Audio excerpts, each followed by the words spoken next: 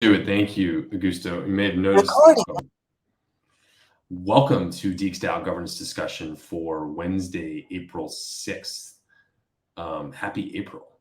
We're into Q2 here. We will start with the proposal roundup of the last week here. You can see the agenda going on here. Looking at mainnet first, we have a D-Labs ETH refund for MME, which is a law firm. This is actually a proposal, it's the Q4 legal budget. It's actually on XDAI, not mainnet, but this is the proposal ID, so you can use that there. And I think this is in anticipation of another a report on the DAO service providers that Tammy and D-Labs or Dave have been leading there. So I think this is the last payment or an additional payment for that. And then that's the only one on mainnet. We didn't have any ENS proposal updates there, but moving over to XDAI, you can see we have a couple different proposals here. Obviously, we have, I think, 4 buyback proposals, 168, 169, 170. Actually, 171, 172 also just was submitted this morning. We will chat a little bit later about some buyback stuff. There's been some discussion in the Discord, I think, about some of that, and I think it's a good thing. But I always think it's just nice to see 172. It's amazing. There's been 172 orders for a buyback just on Gnosis Chain. And then there are also some a lot of new contributor proposals. So I thought it actually might be a good idea to maybe look at some of these a little bit more closely because we got some new faces around. Carl B, who I've seen a lot in the Keybase. I think he came in both through the hackathon, was being involved, and he also said he got introed by Nylon, and I think he's been doing some really cool stuff just from looking at that. So his proposal is actually up for another day here, but he's been really doing some good things. And this is actually, he's already completed his trial program, so this would be the first proposal. It is a part-time commitment of about 50%, but good to see another DXgov team member or squad member in there. And then Zet is DAI payout. The reason I'm going to pick this proposal is because, like all Zet's proposals, they have, oh no, I was going to say they have pretty pictures. It looks like the pretty pictures are not here as much, but we can look at them here real quick. There's a lot of good stuff. I think my favorite thing most recently in Zet's is this new swap box. So that's just been putting in by Bertiotti, but the design is Zet, and so that's really, really cool there. And so another day on Zet's proposal. And there's several other people that, so we know Melanie, Denver, stipend requests, Violet, I believe this is probably like a year and a half for Violet worker proposals. He's really been going, been at DXDAO for a while. Dave, stipend for DevKech Amsterdam.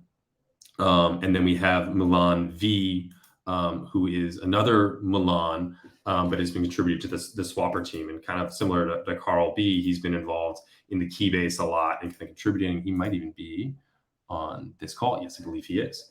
It's really great to see. I'm here. Yeah, there he is. Yeah, he's been kind of very active in Keybase and elsewhere. So good to see this one here up in the forum already. This one's 3 days to go, but it already has over almost 12% there. Also, another good shout out from Milan is he did post both Carl and Milan posted their proposal in Keybase. And, I think that's something maybe we all take for granted, is that, we do need to submit our proposals and vote on them, but there's also something about asking people to vote on things that's also part of that process. So good to see that. I think, and then we have Luchuk's, the payment proposal. So hopefully we'll be having Luchuk's more involved in guilds going forward. Several people maybe had mentioned Luchuk's is no longer, I guess, going to be involved, but he had been doing some really great work in the month of January there. And then I think that was, we have Wayne. This has been submitted, but not boosted, but that will be there. So I think that's it for Gnosis chain. I don't know if there are any questions, comments on the proposals out there.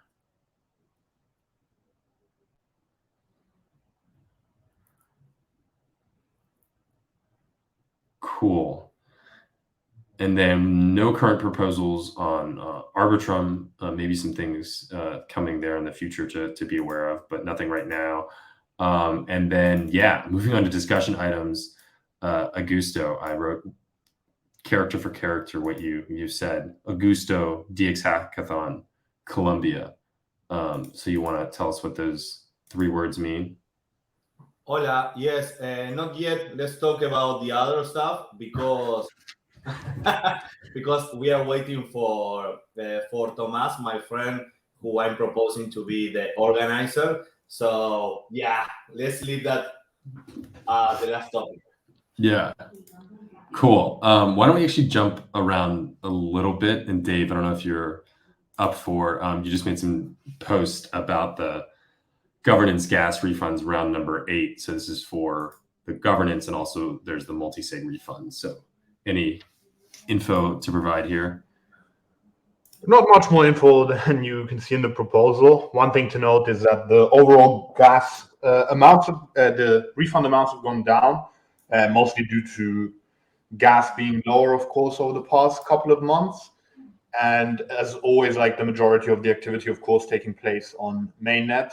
And yeah, we'll deploy the script probably next week. We'll give a couple of days for everyone to check. It kind of adds up. And yeah, same for the multi-sig round. We might wait off on the multi-sig round because it's not really large amounts to be refunded. So it's always a question of whether it's worth to pay the gas fees to refund them or not. Or maybe if we find the opportunity of a cheap gas day, we could do that as well. So, but otherwise, nothing enthusiastically new that we didn't do otherwise.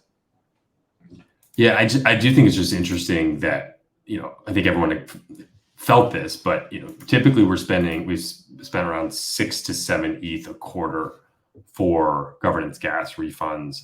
We did not have that many less proposals on mainnet this quarter, maybe a bit less, but this is really just a drop due to the gas price. And I also just think it's always interesting to look at DXDAO paying for gas, and that's really paying for the infrastructure it requires to run itself. DXDAO doesn't pay rent, doesn't have a whole bunch of things, but this is kind of the closest thing that we have to paying rent as a fixed cost. Yeah. Cool. And then next up is an update on the Agave recapitalization plans. I don't think there's actually much of an update in terms of what DXDAO should be considering or what DXDAO could do now. There has been some developments in terms of Agave and Gnosis and trying to reach some deal there. So I think some of us were on a call, I think it was Monday, they had an AMA with Agave about the recapitalization plan they were submitting to Gnosis.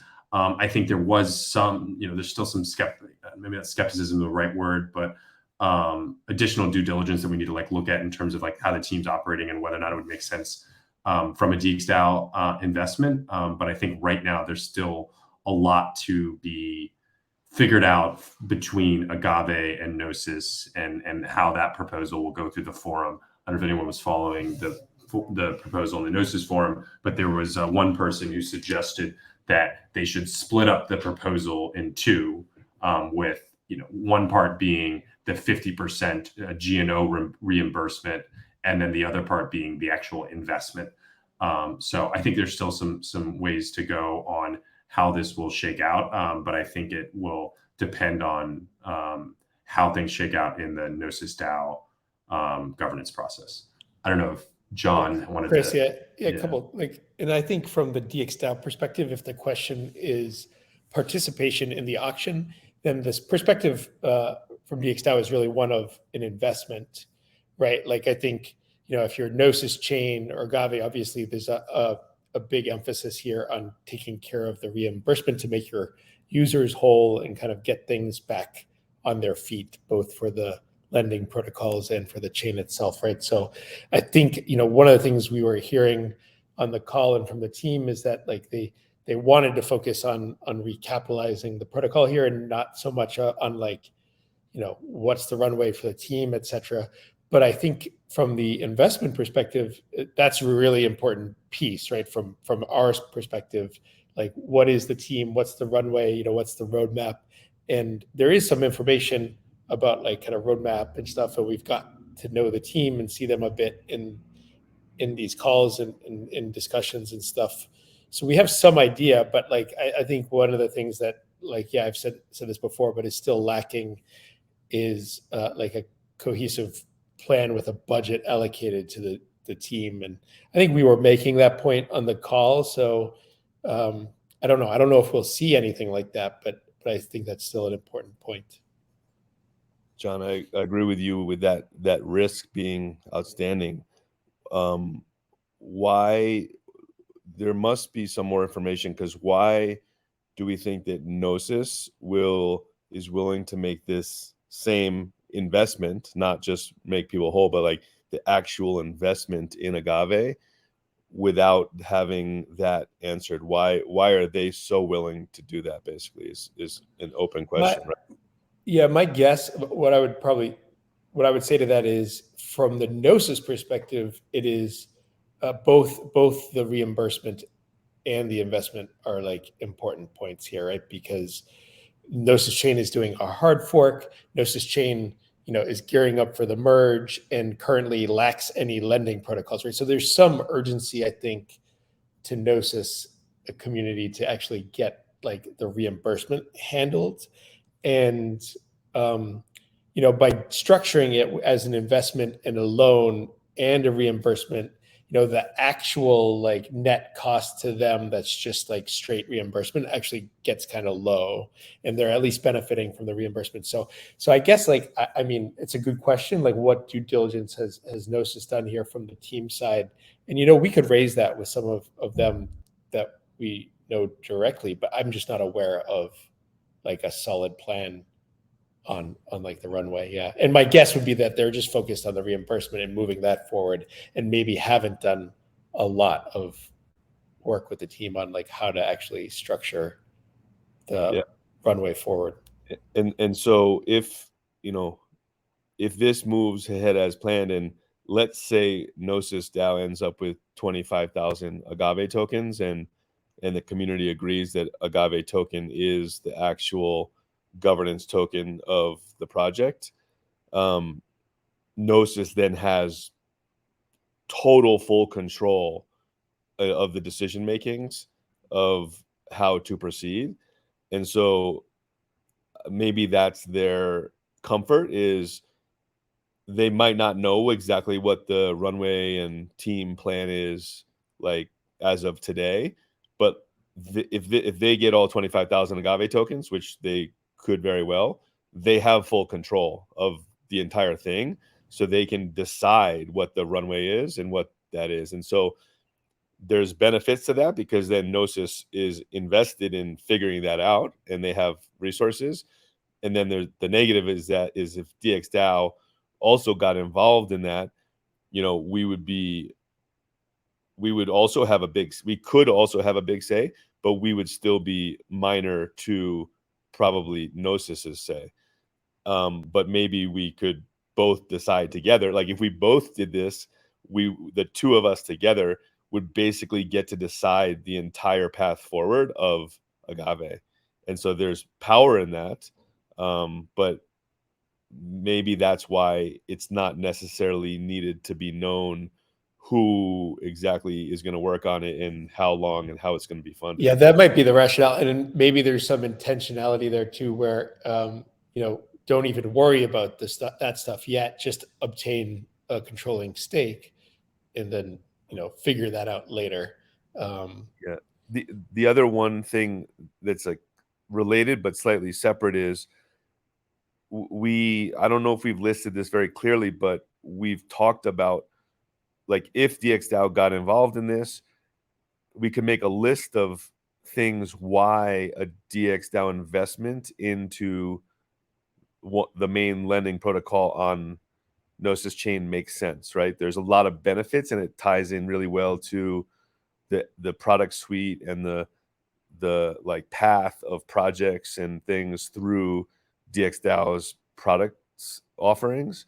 So like that can be made very clear, like by listing all the benefits of actually having a sizable ownership in a lending protocol.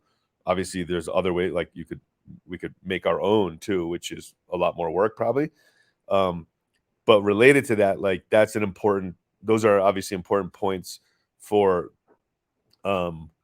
making the investment. And so like related, we're also discussing like a potential investment in another project right now in the community. And I keep asking, like, what is the list of things that why it would be beneficial for DXDAO to like bring this ownership into its product suite.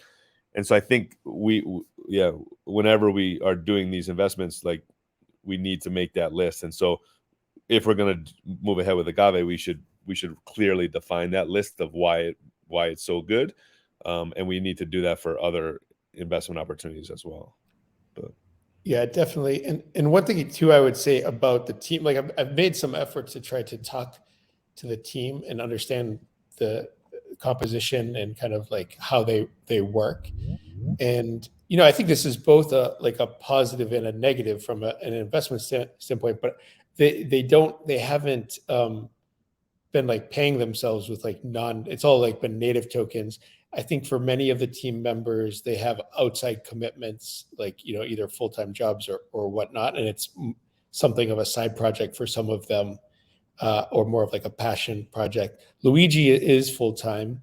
So I think it like speaks to their, like the purity of their intent and their dedication to the project, that they're willing to work like without, that base pay. I think that like actually looks great from an investment perspective in terms of like their, spirit. But like on the other hand, I think you want to see people that are like completely focused and like have the capital to like do that and actually bring on more capabilities. So it's like a plus or minus there. That's something I would put like, on the sheet. And I agree, Sky, we should put something together kind of and add that to this post, just like pros and cons that we see at this point. And then Agave could even come in and contribute to the conversation.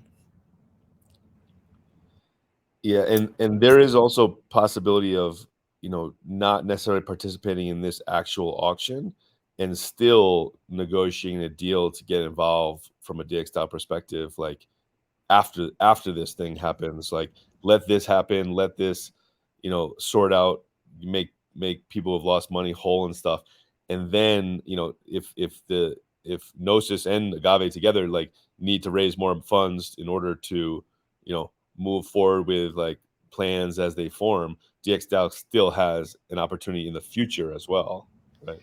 Yeah, and that could make sense if what we're hearing from Agave is, well, we're not focusing on the plan yet. We just want to recap. That's our focus is recapitalize. And if that's the same thing from Gnosis, where they're kind of punting on the actual plan, maybe it does make sense for us to just defer till a later time when they actually are talking about what they want to do, and then come in, right? Like, and say, okay, we'd maybe be interested in acquiring whatever for some, to provide some runway or like contingent on these plans, etc. Yeah, the one risk is the current valuation is a distressed valuation. Okay, there's a minimum bid and all that kind of stuff, and so potentially, the market cap of this whole thing's quite small, so it's a decent valuation. If we wait and things get better and whatever, they've already like they probably have plans to raise more money, but that would likely be at some higher valuation, which is why they aren't raising more money today. Like, so turn things around, improve things, make a better roadmap, and then raise more money. That would probably be at a higher valuation later. I'm sure that's their intent. I mean, of course, there's many factors that would go into that. And it is at a premium to the current market, right? Like I think what they're proposing is 0.04 ETH for the swap in the auction. At current ETH prices, that's like 130 or so, but the market price for Agave right now is about $90. And yeah, I mean, from a lending protocol perspective, it's a very small market cap. But then again, if you compare it to like Swapper, for instance, it's actually quite a bit bigger than Swapper. So I guess it's all relative.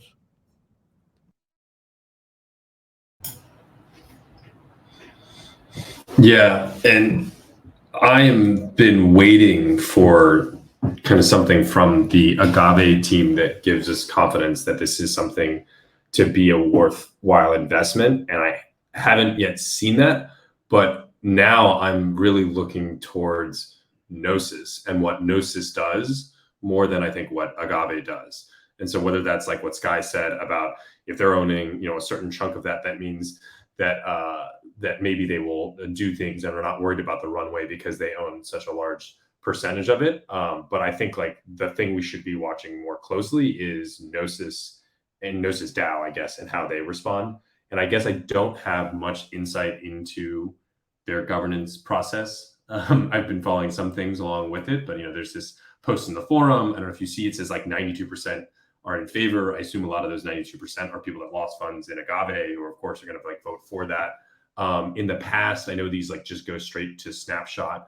But yeah, I think that's really where where we should be looking for and following kind of DXDAO should react to whatever Gnosis does in that, because I think the ball is in their court.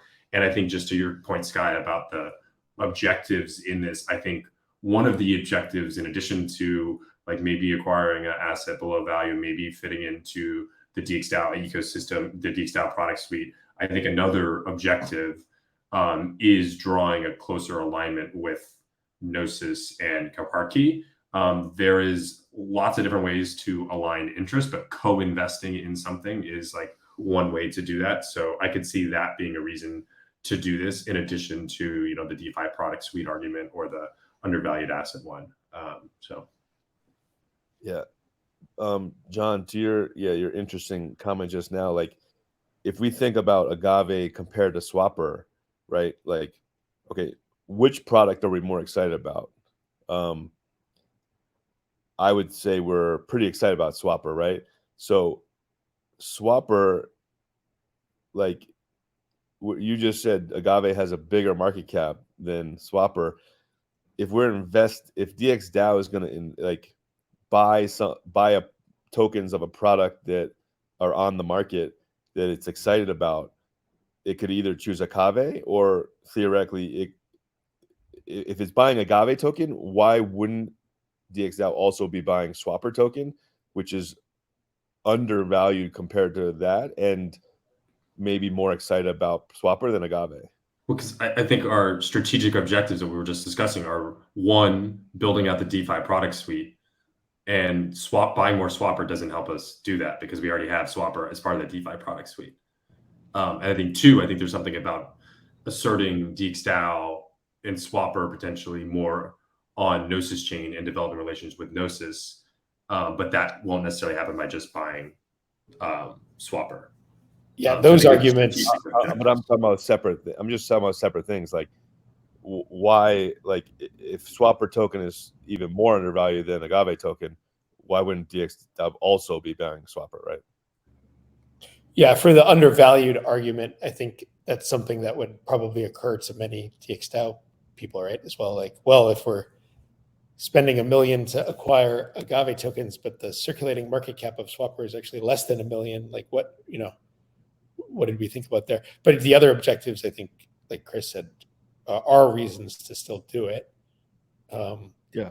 But yeah, I mean, Swapper, I'm definitely way more excited about Swapper. I think the fee generating potential of a DEX in general is much higher than a lending protocol. I mean, in fact, Agave team is actually talking about deploying a DEX as like one of the next things on their roadmap. So, I mean, yeah, I think Swapper is the more valuable asset, but there's still, reasons why strategically you might want to get involvement in a lending protocol. Yeah, there's going to be some like law of DXDAO that like all roads lead to swappers and undervalued asset, and it's a good buy if you really think about it. Even just looking at the proposals, right, seeing the different team members working on it and everything around it. But as we'll get to in a second, there's a market disagreeing with what rep holders and DXD holders think the price should be is not something new to DXDAO. And I think we have benefited from being forthright and confident in like the direction there and not necessarily looking at, well, this is what the market says the price should be right now, but knowing where things are going to go in the future. Cool. Anyway, so nothing, just kind of conversations keep going on there. We'll, kind of update. I think that, as I said, I think the Gnosis forum is probably the place where the action will happen first. And then next up on the agenda is a really cool proposal that Sky's been working on a lot, carrot awareness activation during ETH week in Amsterdam.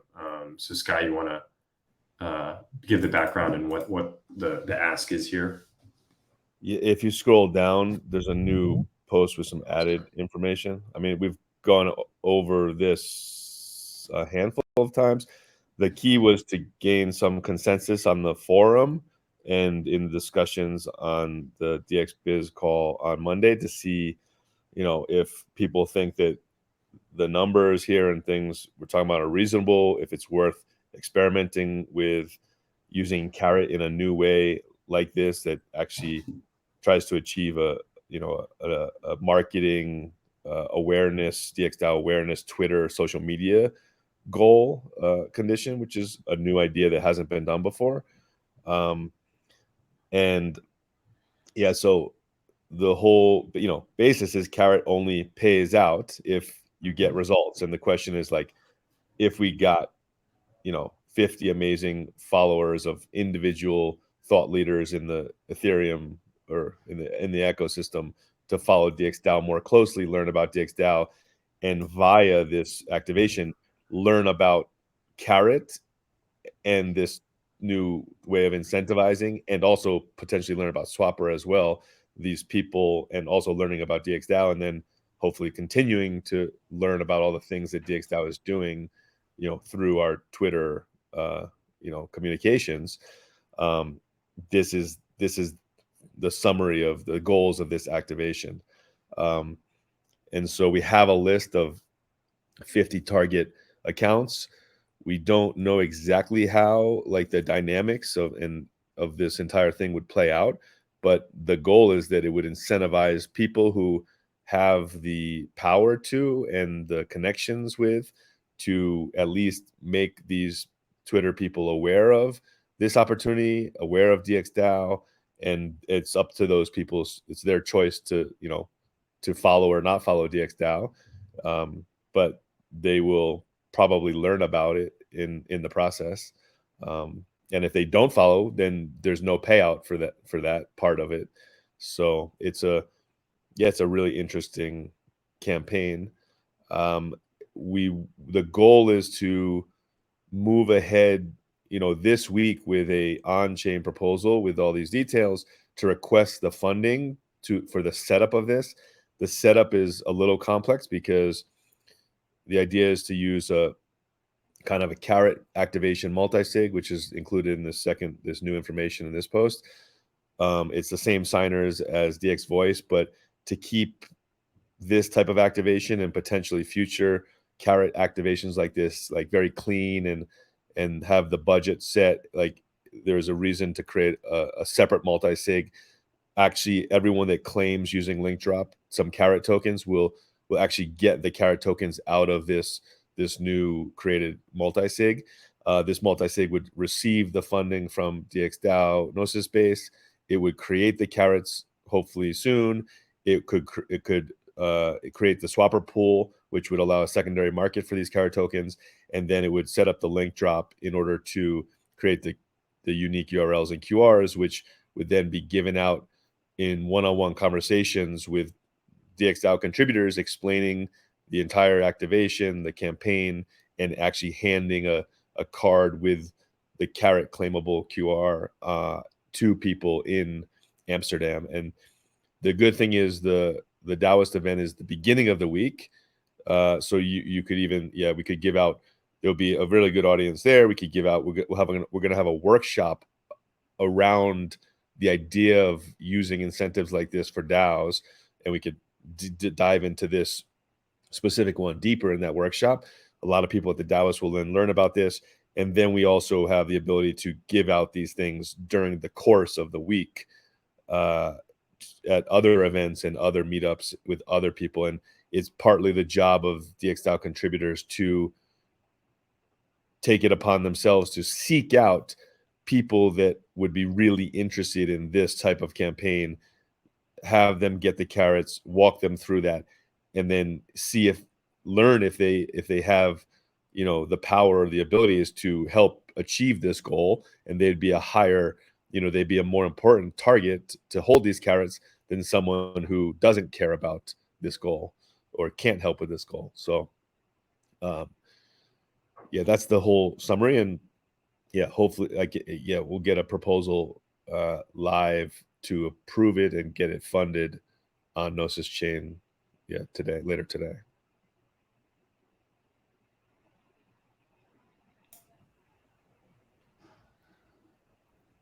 Frank TS just has a comment in the chat, thinking it would be better for like retweets or something else because they could follow, claim, unfollow. It says maybe not retweets with something solid more than just a follow. Yeah, so most of the people who have these carrots who are helping achieve this condition will not be the actual Twitter account list, the target list. And if these 50 high profile Twitter personalities decided to get together and game the carrot system, they can theoretically do that, where they could all agree to follow everything, achieve the goal, and then the next day unfollow DXDAO. If they want to do that with their personal public reputations, that would probably still get lots of awareness across the space, which would still be probably good for DXDAO. The risk of that happening seems very, very low, that those 50 high profile people like Vitalik are going to try to game this carrot campaign. But it is a risk, so good to be aware of. And I think this is potentially could be a very illustrative example for carrot, right? We've been experimenting with a lot of different things, and I like this one as something that really showcases what you could do with it. And I think to Frank TS's point, like using carrot here kind of limits some of your potential downside because you're not really paying this out for sure. It's only if the conditions are met, and the whole point is drawing awareness. So what we want is people with carrot tokens that pay out to be DMing these accounts on Twitter being like, you should follow DXDAO. It's really cool. And so even if they're not actually end up following, or they do, just that act of incentivizing this group of individuals, entities, whoever, with the carrot token to be advocates on behalf of DXDAO, I think is a powerful idea. And if successful, I think we could other projects can see this and model it off of that. Yeah, and just to be clear on this, kind of $50,000 sounds like a big amount, but so the good thing is when you say there's a $50,000 campaign running during East Amsterdam, that's a very good thing for people to hear. The other thing is we want to get these carrots in the hands of a pretty wide group of people, and so the target is around 225 potential people holding carrots that are given carrots. There will also be a swapper pool where people can actually go buy carrots if they don't have carrots and they want to go buy carrots at some discount to the full value. And then also each person receiving about 200 carrot tokens is a good amount to get their attention but also give them the option to, like, you know what, I don't have that much power to achieve this goal, but I have like a few friends, and so I can send some of my carrots. You know, I can send 100 of my 200 carrots to my friend who works at this company, who's friends with this influencer, and maybe he can help accomplish it. So I'm going to start to spread the incentive across other people that can actually help achieve the goal. If I myself am not that, if I can't contribute to it myself. So that's kind of, that's the logic of the numbers, and the total. And, you know, if it's a total flop and only 3 people follow DXDAO, then only $3,000 in total is paid out. So it's not, it's a good risk reward, I think. Yeah. I think that's why it's a great dog fooding of carrot, because it's the fact that it is a carrot campaign that kind of gives you the confidence to do something like this. Like if I was looking at a proposal that said, let's spend 50K on a billboard and hope that like convinces these people to follow, I'd be very hesitant. I probably would not vote for something like that. But having the confidence that DXDAO will only deploy 50K in the event that this is like a wild success, it gives me like confidence to vote in something like this.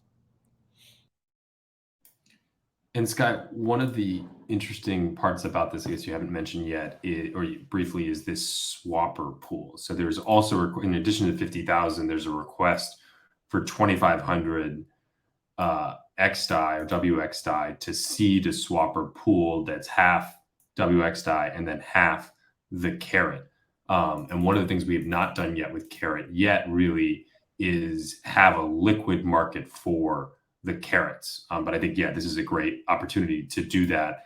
And, you know, having DXDAO seed it itself will be a possibility. Then I'll be curious to know what like the price it is at. And I guess these 2,500, so this will presumably come back to the DAO after that, maybe even with some trading fees. Yeah. So 5,000 of the carrot tokens, right, out of the 50,000 carrot tokens.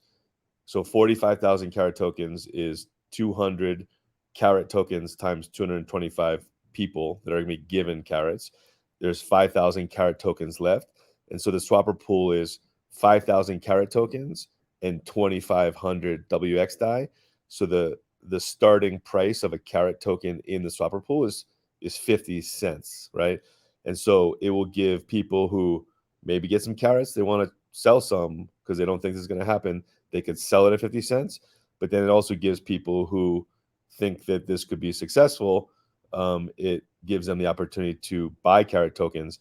And so very quickly, if people start trading on this pool, the price will either go up or down. I think starting at 50 cents, I mean, you could argue that maybe you started at 33 cents or something, like, but 33 cents or 50 cents, somewhere in the middle, right, is a good place to start it. And hopefully, yeah,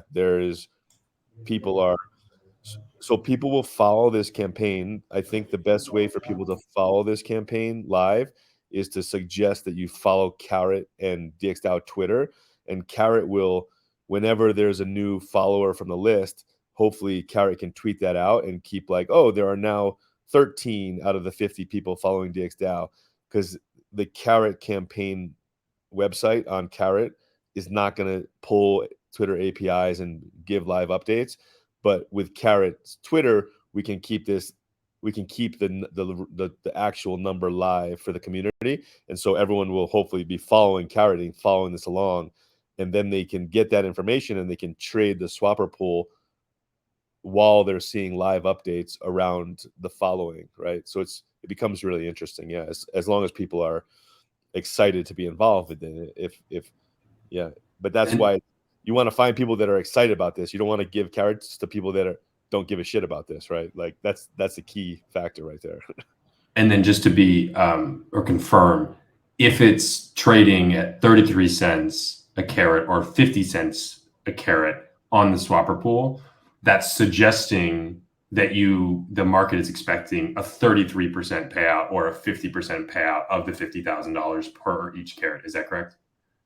Yeah, I would assume that the market would be expecting something slightly higher than that in order for there to be a profit. You wouldn't Right. buy it if it was going to be exactly what you think it's going to be. Yeah. Yeah.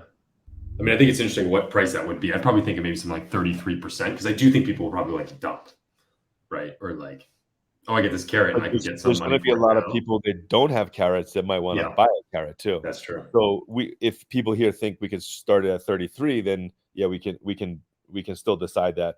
We're just requesting the 2,500 in order to have the option to start at 50/50. But it theoretically, yes, it can be started, at 33% or 33 cents, using the 5,000 carrots and some smaller amount of XDAI. I think that's super cool for a few reasons. Like, one, it gives the ability for these carrots to change hands from people who don't believe in the campaign or don't feel enabled to do something to people who maybe do. Two, it's good business for Swapper, right? Like, this generates fees, TVL for Swapper, maybe sets examples for how encouraging other carrot campaigns to also end up with markets on Swapper. And three, like you guys have already said, it sort of acts like a prediction market in a way. So I think that's really cool. Yeah, and there's also an alternative way for distribution in the future. If we're doing any other campaigns, we could we don't even need to distribute those carrots individually to certain people. Of course, it depends on the type of campaign it is, but we could just see the pool, and people, if they're interested in participating in the campaign, they can just buy it from the pool. Yeah, that's a good way to create bounties too. The other thing that the community could do with these carrot tokens is, like if there's 100 people that all took half of their carrots, let's say, okay, so that's $10,000 worth of carrots, they could all decide to all send those carrots to Vitalik, right? That you could just send it to Vitalik's ENS, and you can tell him he now has 10,000 carrots in his ENS, and then you could do that as a community. You don't have to do that as an individual, and so you have dynamics like that are possible as well.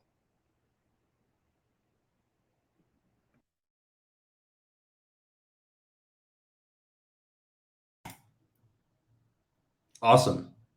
Looking forward to it. A lot of cool stuff.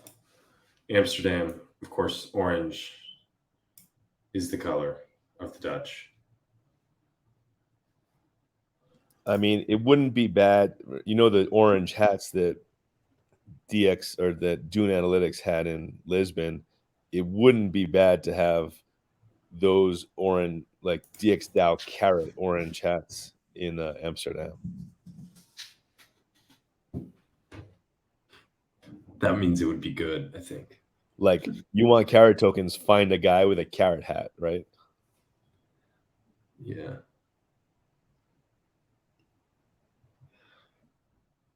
Cool. Well, let's move on to the last topic, or I guess before, I don't know, Augusto, do you want to give your Augusto DX Hackathon Colombia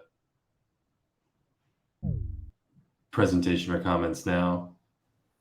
Hola. Yeah. Oh, Hello. yeah. I'm going to share my screen and share a few notes that I have regarding the DX hackathon, something that I already wrote and I shared with a few friends, with other contributors. Let's see, how do I share screen here? Screen one. We have Tommy here. I'm going to present Tommy soon. Let's see how we here. Okay, everyone is seeing this? Yep. Yeah. Okay. Well, this is something very informal, just to throw around some ideas and get some sort of validation of what I intend to organize on Colombia with the rest of you guys. So DX Hackathon number 0. Hopefully there are going to be more in the future. October 7 to 9 in Bogota, Colombia, Friday to Sunday. 3-day non-stop event on venue for 200 people. This will be 150 or 170 hackers plus DXgov plus volunteers. Right, so this is going to be around 200 people. Important thing, hackers are priority number 0. Once inside the hacking space, the hacker should have everything they need to build. So they mean they will have good Wi-Fi, food, drinks, energy drinks, coffee, toothbrush, deodorant, whiteboards, and a place to rest and chill. And anything that DXgov can provide them to make sure they have a comfortable stay and can hack at their maximum potential. So the idea is that if you are a selected hacker here, you go and the only thing you have to worry about is to find a teammate, find a good idea, decide what do you want to hack. We are going to be requiring that everything that is going to be submitted is going to be hacked in that place, right? On 48 hours. An important thing, no sponsor, no pay to appear. There's going to be co-organizers, and co-organizers help on the organization of the events and collaborate in person with volunteers and mentors. So we are going to be the idea is to be very picky about the co-organizers that are going to be appearing with us on the event, and a requirement is that they share the same idea and goals objectives that we do on the event. This is going to be focused on DeFi and DAOs. DXgov and co-organizers will announce a series of bounties to help the hacker find good ideas and create programs to hack, but most of the prizes will be allocated to projects chosen by the judges. So the idea is to have bounties to help the hackers that they are going to attempt with the form idea on find something where they can hack easily. And if you have a team and you already have an idea or you want to pursue anything that is related to DeFi and DAOs, you can do it. And the judges later are going to be, most of the prizes are going to be for these selected projects. The judging process will take place the last day. The hackers will have 8 hours to present the judges themselves in person and will be given 10 minutes to show their project. This is just the idea of, on every hackathon, everyone is telling you, hey, you have to submit your idea, don't submit up too late. This is going to be way easier. You're going to have 8 hours to present. So you have to present there, you have to add your turn of presentation on a whiteboard, and you're going to have 10 minutes to present in front of the judges and a public. So this is going to be a public presentation. So for example, let's say the last day you can go there, and for 8 hours, if you are there into the public, you're going to be listening the hackers, the groups, the projects presenting live to the judges on a public stage. This way you can go and you can express your support to projects that you're following and listen to other ideas. Later, the idea will be that also each winner present again or talk about a bit the project that won once we give the prizes. The winners will be announced and presented at the after party. Yes, the idea is to have an after party the last day of the event. I don't know if it's going to be on the venue or somewhere else. Everyone is listening to me? Because here it appears that it's offline. Yes. Awesome. Okay. The prize money will be sent directly to the winners in the after party right after they are announced. This is very important because we saw that sometimes it's a mess to send the bounty, to send the prize. So as soon as you're announced, we should find a way of have the money there.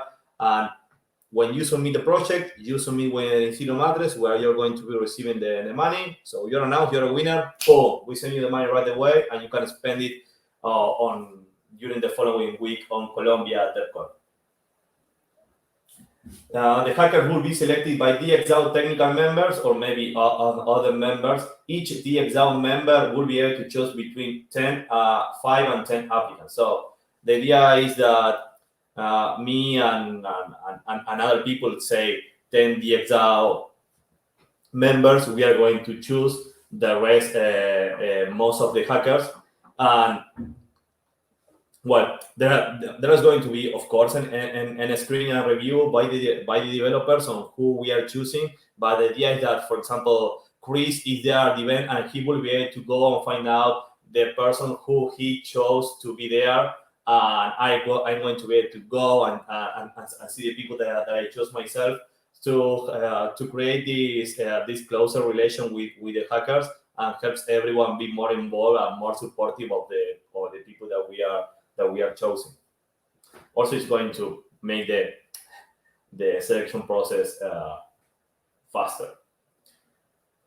Co-organizer, two to three spots for, I don't know, 20K USD, something like that. Maybe this is too much. This will be a spot to appear as a co-organizer of the event in image display right next to DXgov. You will be able to have a TED talk on the first day, present bounties, and be part of the judging process.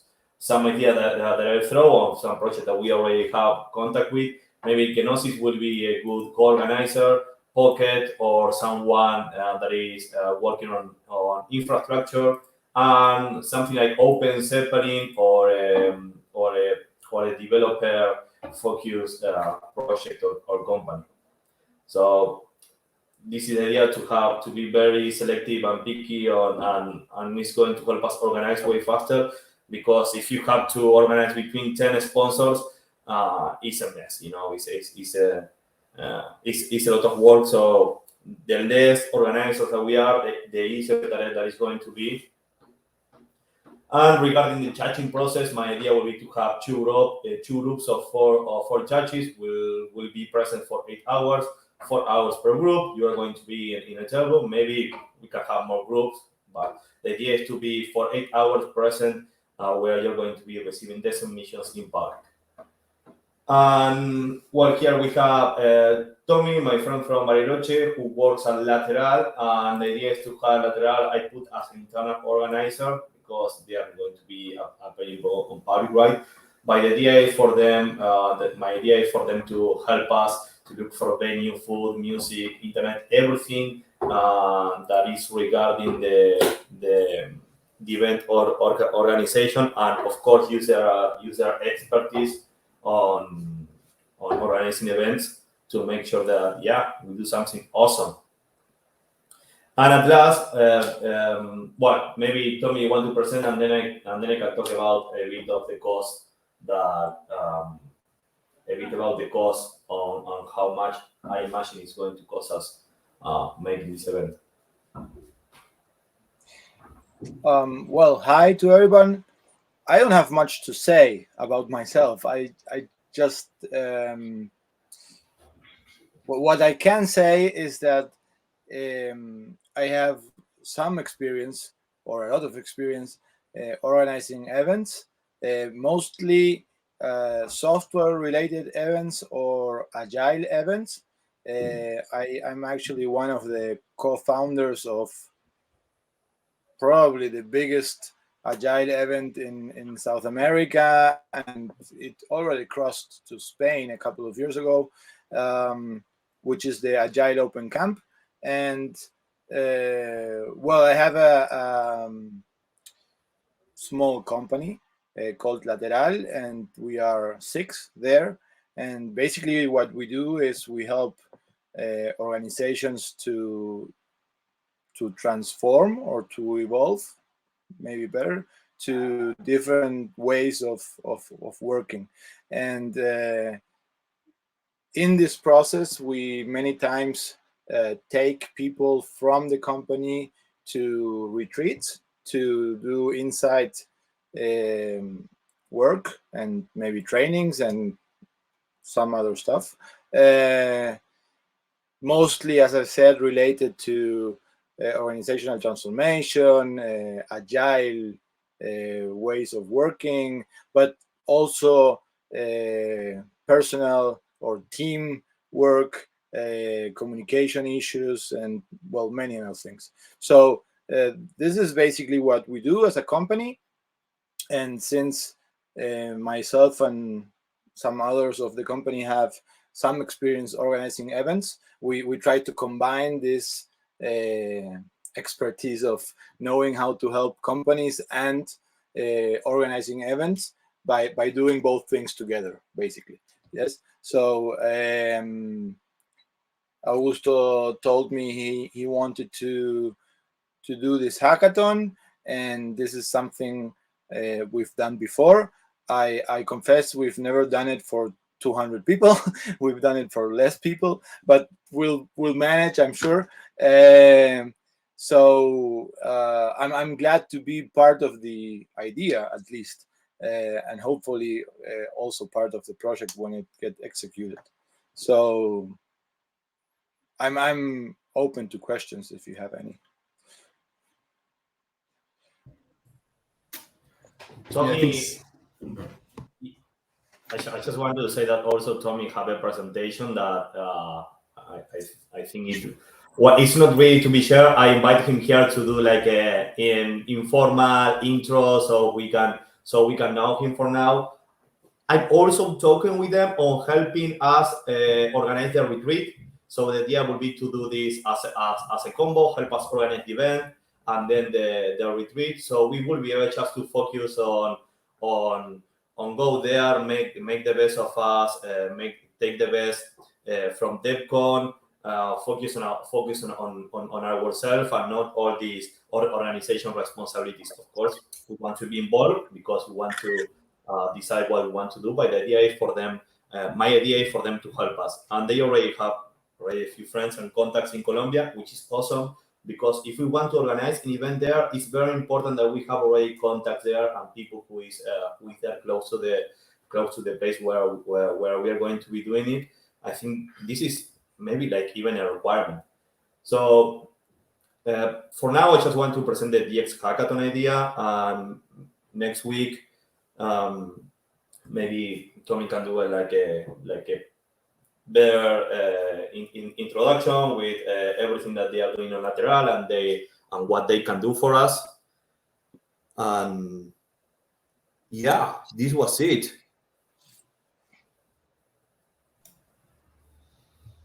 Yeah, I think Sky had a question, said, what's the estimated budget? I guess on that sheet, it looked like maybe the event itself would be like 10K or something, but is there like an overall maybe estimate, Augusto, on what the cost would be? Yeah. Well, I think it's going to cost us a lot of money, but I don't know. Maybe it's going to cost us between. It depends on how many co-organizers / sponsors do we want to have. Important is that I say no. Yeah, I say no sponsors. Like the way that we used to see like ETH Denver, 100 sponsors. Like you have 8 tiers of sponsorship. So not this year. Like if you want to think of the co-organizer as a sponsor, yeah, but it's going to be just one tier of a sponsor, and the idea for the sponsor to be more involved, like organizing also a tech talk. Like, yeah, of course, gave us money to help organize the event. We're going to take care of it. But the idea is to have this closer relationship with the sponsor. So I like to call them co-organizers, so they are more involved in the process.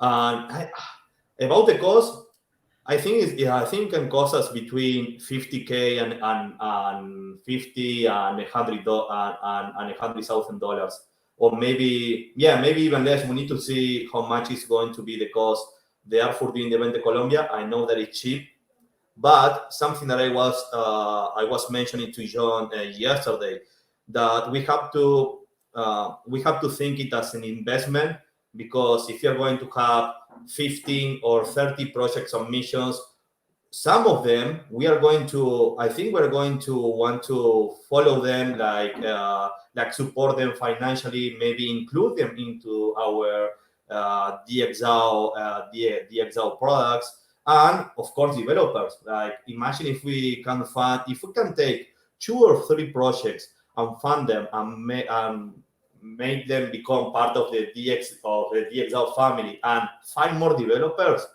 If we spend like $50,000 of that's well worth it, right? And then of course you have the experience. Like if you organize a good event and if you put a lot of money there, we can make sure to organize something fun and good that everyone is talking about it. I Yeah, guess that since this is going to be the first event, it's going to be more expensive, right? Maybe we will find a way to make it cheaper and adapt it on the future versions. But I think since this is going to be our first hackathon, it's going to be more expensive of what we are thinking of. But if we make a good event later, we can iterate over there. If we want to make it cheaper or change the event formula, we can do it. Yeah, and I'm just looking on the call, and I think there are 2 people, developers, who found DXgov through a hackathon. Fantastic way to onboard people. And yeah, I think if there are 150 developers at a DX hackathon hacking and kind of developing relations, I think the value and benefits of DXgov would be very high. The one thing I guess I'm curious about more like programming of this, because I guess the question is like, how do we make sure that we could get 175, 150 hackers